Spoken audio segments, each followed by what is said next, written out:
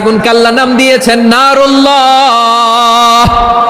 এটা আল্লাহর আগুন, নারুল্লাহিল মুকাদা আল্লাতী তাত্তালিউ আলাল আফিদা, যেটা কলিজার মধ্যে যে ধরে যায়।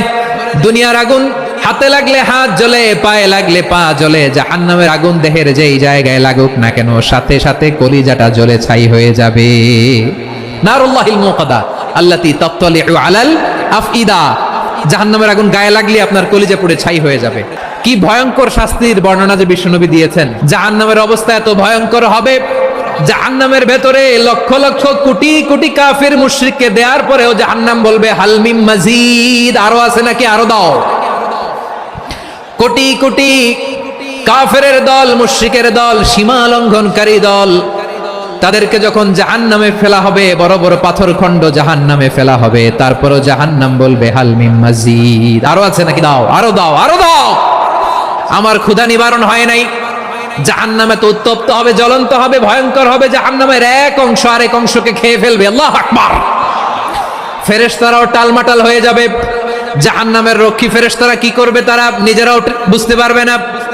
কোটি কোটি মুশরিক কাফেরদেরকে জাহান্নামে নিক্ষেপ করার পরেও জাহান্নাম ঠান্ডা হবে না, শান্ত হবে না, বলবে হাল মিন মাজিদ, আরো আছে নাকি, আরো দাও। তখন আল্লাহ তাআলার কুদরতি পা জাহান্নামের ভেতরে ঢুকিয়ে দিবেন। সুবহানাল্লাহ পড়তে পারলেন না মজা করে?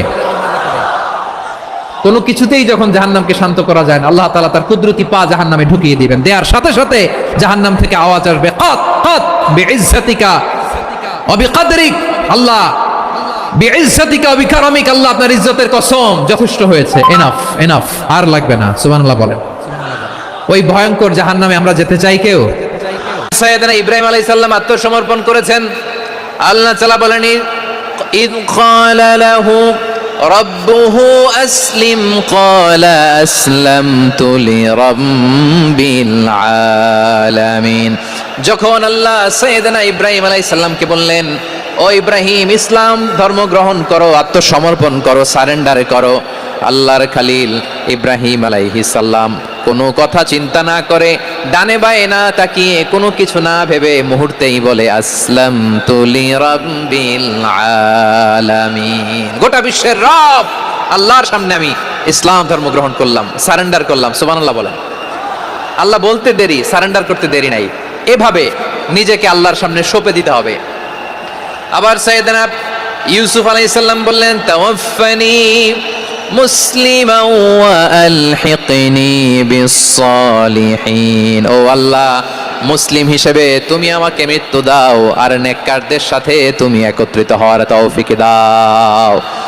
তাহলে আত্মসমর্পণকারী হিসেবে আমরা বাঁচতেও চাই, মরতেও চাই, ঠিক কিনা বলেন? এই দুনিয়াতে সব নবীরা মুসলিম ছিলেন। সব নবীরা সাইয়েদনা ইব্রাহিম আলাইহিস সালামের মতো, ইউসুফ আলাইহিস সালামের মতো আল্লাহর আদেশের সামনে আত্মসমর্পণ করেছে। আল্লাহর সামনে নিজেকে সঁপে দিলেই সম্মান, আল্লাহর সামনে আত্মসমর্পণ করলেই ইজ্জত। ইসলামকে রেখে দিয়ে অন্য কোথাও ইজ্জত খুঁজলে আমাদেরকে বেইজ্জতি করে ছাড়বেন কে? এজন্য ওমর ফারুক রাদিয়াল্লাহু তাআলা আনহু বলতেন, নাহনু কওমুন আ'আজ্জানাল্লাহু বিল ইসলাম ফাইন বিতাগাইনাল ইজ্জাতা বিগাইরিহি আযাল্লানাল্লাহ। আমরা এমন জাতি, যে জাতিকে আল্লাহ তাআলা ইসলামের মাধ্যমে সম্মানিত করেছেন। ইসলাম ছাড়া অন্য কোথাও যদি আমরা সম্মান খুঁজি, আমাদেরকে বেইজ্জত করবেন কে? আমাদের সম্মান ইসলামে। ইসলাম সময়ের অপরিহার্য বাস্তবতা, অপরিহার্য বাস্তবতা। স্যামুয়েল হ্যান্টিংটন একটা বই লিখে গোটা বিশ্ব কাঁপিয়েছেন, দ্য ক্ল্যাশেস অফ সিভিলাইজেশন, সভ্যতার সংঘাত।